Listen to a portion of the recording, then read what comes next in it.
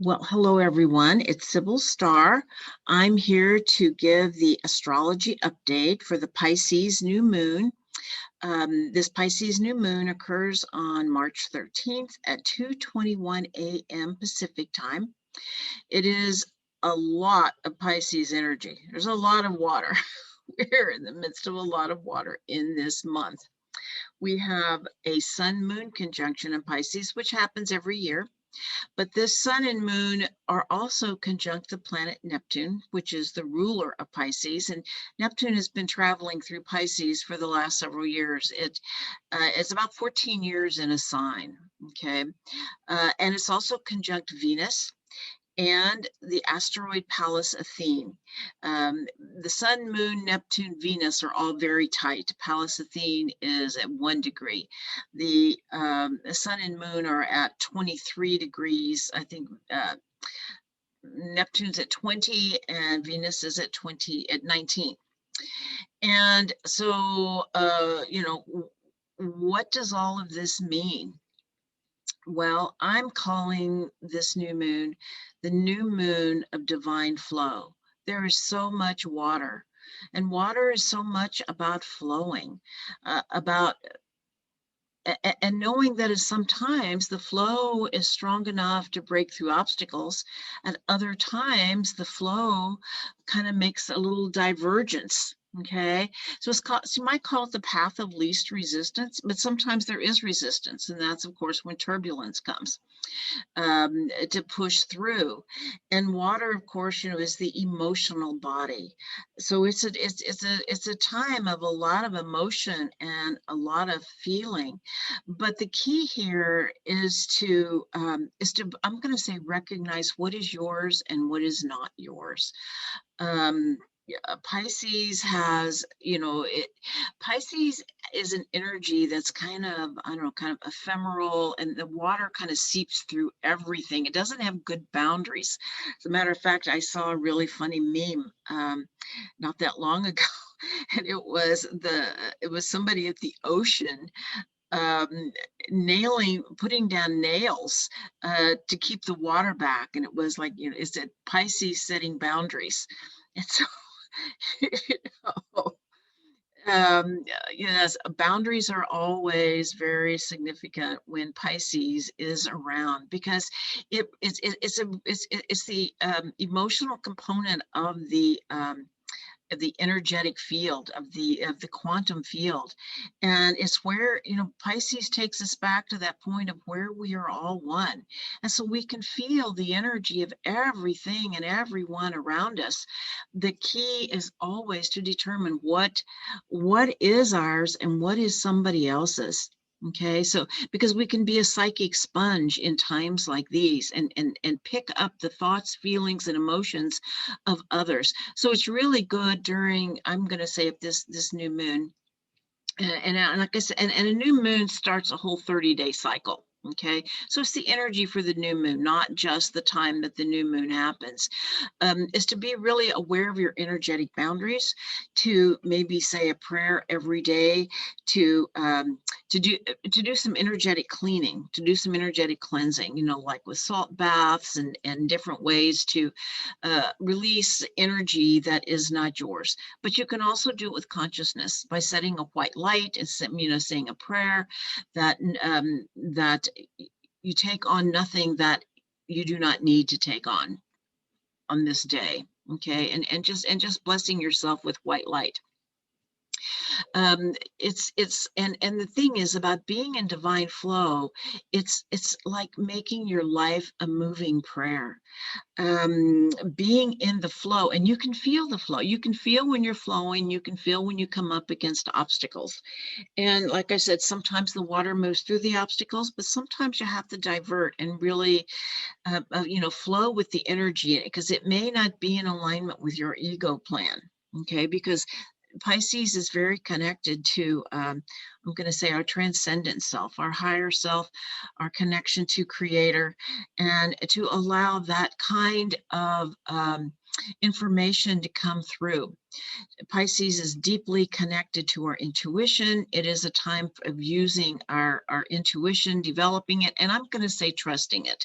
That's probably to trust your own inner guidance, and trust the flow, and that um, Pisces is now ruled by Neptune, but it used to be ruled by Jupiter. And I'm going to say Jupiter is a co-ruler. Okay, Jupiter is a co-ruler. And it reminds us that we live in a field of infinite possibilities, and to always make room for miracles in your life. That, yes, is not necessarily plan A, but to always hold that space, because, our ego self, we can only, I'm going to say, so oftentimes we can only understand what we've already experienced.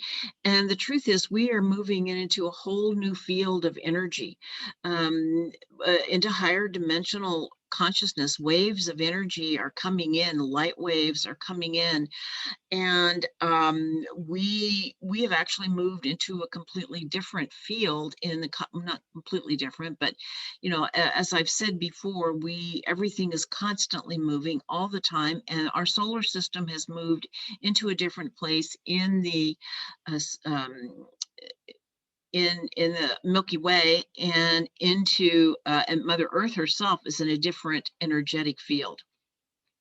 And so we're getting different, newer, higher dimensional frequencies coming in all of the time now. And so really paying attention to those, feeling the subtle energy that is around us, and knowing that our intuition and our inner knowing is being fine-tuned. That's a way to say it. It's being fine-tuned. And Neptune, the planet that rules um, Pisces, like I said, is in its own sign, conjunct the planet Venus. And that's very much about taking human love into a new level of divine love. It is about the unconditional love of the universe. It's the heart of compassion and forgiveness. And we have certainly, I can't think of a time when we have needed compassion and forgiveness more. And to know that everything starts with ourselves, that we grow from the inside out, and our world is created from the inside out. So the place to always start is with ourselves. A friend of mine calls it radical self-forgiveness. And as we can forgive ourselves for mistakes and choices we have made, and to know it was all part of our teaching plan, that that's how we learn, and to forgive ourselves, and then it spreads out to where we can forgive others. And we are certainly in a very divisive place in our world right now. But Pisces and Neptune is about unity consciousness. And so that has to take place, the forgiveness, the compassion, the letting go of letting go of fear of others. That's another big piece, where our outer world is really supporting separation and fear of others, whereas we're moving into a field that wants us to remember our connection to all that is, and that we are all faces of Creator. All right. So anyway, it's a really beautiful energy, and it's a time of dissolution of self. Pisces comes right before Aries, and Aries is birth. Aries is like emergence into this world, whereas Pisces is that piece of dissolution of letting go of the ego self, so that we can be one with all that is. It's like nourishment for the soul, to be able to remember or to let go and feel that. And one of the ways we do that, or several ways that we do that, is creativity, or being out in nature, or meditating, or praying. But any place where we lose ourselves, Pisces asks us to lose ourselves. Like artists, hours and hours and hours can go by, and they've just don't even know it because they're so involved in that project. I'm involved in a creative project myself, and I find that when I'm involved in it, I'm feeling fully vital and alive, and I'm not worrying about anything else. I'm just working on this project. And it is those times where we're really closest to Creator. And so it's kind of like a recharge for our battery to be able to go out in the world and do some of the things that we need to do in so many ways. But the Pisces time is the time to recharge our battery as we align with Creator and to know that we're not being lazy. If we need to be out in nature for an afternoon, or if we need to work on an art project, to honor that, to listen to that inner calling of what your soul needs right now, to be able to really nourish it because we have some big work ahead of us. And Pisces is a little bit of a downtime. So nourish your soul. And some of the shadow sides of this, one is, of course, when there's the potential to feel lost. Like you don't know what your next step is. And I'm going to say, if you can take that time to, what I'm going to say, go into, step out of linear time, step out of Chronos time, and move into Kairos time, which is mythic time, which is time spent in nature, in prayer, in art, all of those different ways, as I talked about. The clarity will come more easily that way when you can put it down. And so, as they say, all who wander are not lost. There are times we need to wander to find the inner guidance that we need. Okay. I talked about the psychic sponge. It's also a time Pisces has to do with, we might have a need to, well, it was called the victim savior axis. Okay. And to some places where we might feel a need to rescue others and ultimately become the victim, and to bring that into our awareness, and that we can make different choices, and that we can love people without rescuing them. Okay. And also any places where we may have any leftover remnants of a victim story ourselves, bringing it to conscious awareness, that it may come into conscious awareness to deal with it. And the last thing I want to talk about is, and I have to ask myself this a lot. It's about telling ourselves what we want to believe instead of what is true. Our heart knows the truth, but sometimes the truth is really hard to hear. But as they say, the truth will set you free, and you'll know the truth in your own heart. But it's kind of like stepping into the land of fairy, where in fantasy, and I love fantasy, and I love fairies, and I love to be in the land of fairy. And yet it can also lead us, kind of like they say, down the garden path, where we believe what we want to believe. So the good news is that Pluto in Capricorn is sextile this new moon. So it absolutely brings in that level of emotional honesty that during this time, which will keep us more anchored in what is true and what is real, uh, even if and the truth is, we are actually, creating reality as we go along. And I'm going to talk about that just a little bit later. But I'm going to say the truth of your emotional reality. Pluto is very much about feeling, allowing ourselves to feel the truth. Okay. And to know truth aligns with love, lies align with fear. So if fear is coming up, there may be something in your world that just really isn't true, okay, and might be important to look at it. All right. And it's also might need to look at some emotional boundaries, but we did talk about that. All right. Okay. Jupiter and Saturn, let's see, we have Jupiter, Saturn, and Mercury are in Aquarius.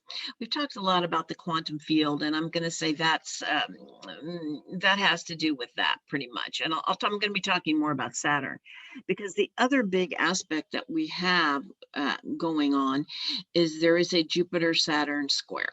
And this has been going on. This is going to be going on pretty much all of 2021. And a square is a challenge. It's a desire for integration of 2 points that don't necessarily get along. And Uranus, let me first talk about Saturn. So Saturn represents structure, discipline, hard work, integrity, character building, rule, and it's the rule maker. And it's about manifestation into form.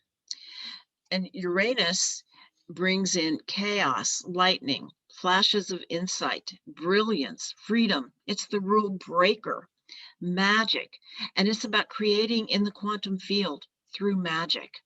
Okay.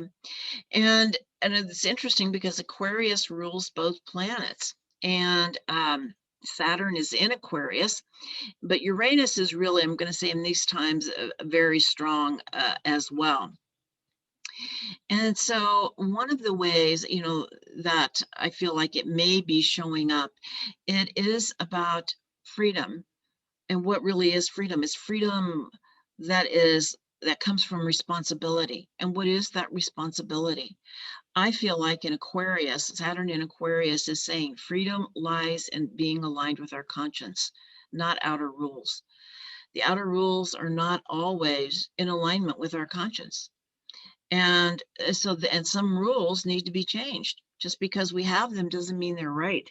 And so I feel like, the Nuremberg codes, after World War II said there is a higher law than the law. That it is, it is the law of our own conscience. And so it's so important to recognize that we're going to be called in this time of this Saturn Uranus square to live from our conscience, not just follow the rules. It's about questioning the rules and do they actually serve? But it's also, I call this aspect of it's about manifestation. It's about bringing light into form. And that's because Saturn creates in the 3D realm, and Uranus creates in the quantum realm, and it's learning how to bring this these quantum creations into the 3D realm. Okay, so it's bringing light into form. And I feel like there's so many new ideas and innovative ideas whose time is ripe. And that's what it's about. These Uranus can represent what we call the divine mind, the mind of God. And it's the place where we get those downloads, those aha moments, those places that inventors have. And it's coming down into this Saturn reality of, and I feel like Saturn in Aquarius also has a lot to do with technology. And the use of technology to bring this light into form, because we're learning more and more all the time. But the challenge is also to not let our technology get ahead of our humanity. And it's also about, I think, the challenge to have technology serve Mother Earth. Okay, because Uranus is in Taurus. And so there is this consciousness of Mother Earth that is also, she is really opening up. And there's also subtle energies of the cosmos that are coming in these different portals that are opening. And so it is about attuning to these new energies, and then allowing, as we attune to these new energies, these new ideas, as we bring them in, then Saturn shows us the steps of what the steps that need to be taken to make it manifest in this world. But Uranus is also, like I said, about magic. It's about doing ceremony, ritual, like knowing the timing of when to set a project in motion, when to work, how to work with the energy to bring it into form. Okay, that's a way to say it. Okay, and it's also about the integration of science and the energy of Mother Earth. Okay, and that, these new dimensions that we are moving into, it is about aligning our energy with Mother Earth, and technology can be a tool, but it's not the ultimate mechanism. Okay, it is our own consciousness, and it is our own connection to Creator. And in this new moon cycle, there is the spring equinox comes at 0 degrees Aries on March 20th. And so it's just, it's one of those things where Pisces is that part of us where we align with Creator, we become full of spirit, and then we emerge and give birth to the new in form. Okay, so I feel like it's a very powerful month. We have a lot of great energy happening. And I also want to invite you, I am going to be having a very special spring equinox ceremony on March 21st. It's in the 3-day window of the spring equinox. And so that's the energy we'll be working with. And it's called The Power of Awakening, a Prayer in Motion. Because this is a time, I feel like this, the spring equinox, it's like another energy portal is opening. The light is coming in, and it's the light of self-empowerment. This energy is about self-empowerment and then putting our prayers in motion. It is about anchoring in this light into our bodies and into Mother Earth.